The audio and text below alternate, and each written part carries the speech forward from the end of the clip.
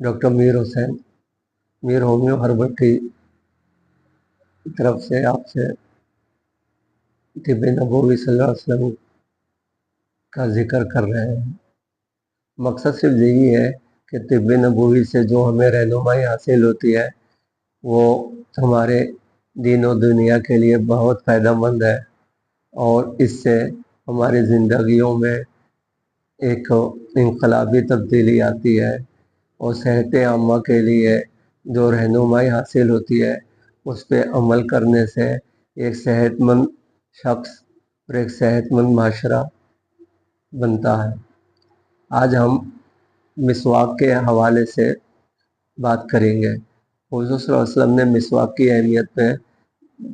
बहुत ज़ोर दिया है, यहाँ तक कि इनफरादी नमाज के मुकाबले में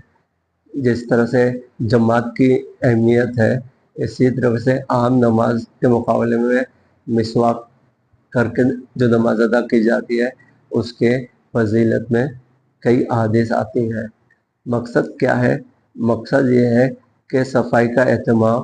खुशबू का एहतमाम किया जाए। हुज़ूर सल्लल्लाहु अलैहि वसल्लम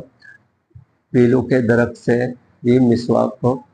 फरमाते थे और पीलू का दरख्त हमारे पाकिस्तान में मुख्तलिफ़ जगहों पे बहुत आसानी से मिल जाता है और हमें भी चाहिए कि पीलू के दरख्त की मिसवाक इस्तेमाल करें और उससे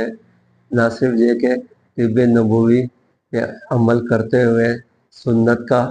सवाब और फ़वाइद हासिल करें, बल्कि जिस्म की पाकीज़गी, मुँह की पाकीज़गी और मुँह में जो ख़राबी की वजह से जो बीमारियाँ होते हैं उससे अपने आप को महफूज रखें। मिसवाक से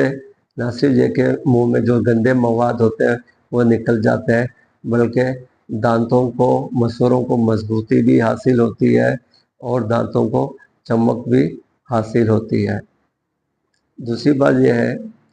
कि मिसवाक में या पीलू में फ्लोराइड,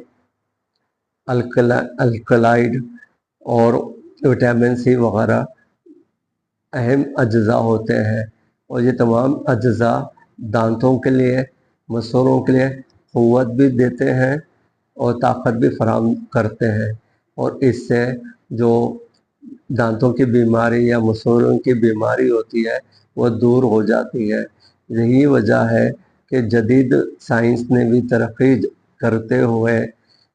जब टूथपेस्ट का आगाज़ किया तो मिसवाक के टूथपेस्ट भी अब आने लगे हैं जिसमें एक खलील मिक़दार पीलू की या नीम के दरख्त की मिसवाक इस्तेमाल में आती है। लेकिन जब हमें एक ताज़ा और कुदरती मिसवाक मिल सकती है तो फिर क्यों ना भरपूर फ़ायदा उठाया जाए और मिसवाक का इस्तेमाल किया जाए और जिससे एक सेहतमंद शख्सियत हासिल हो और एक सेहतमंद माशरा तश्कील हो। शुक्रिया।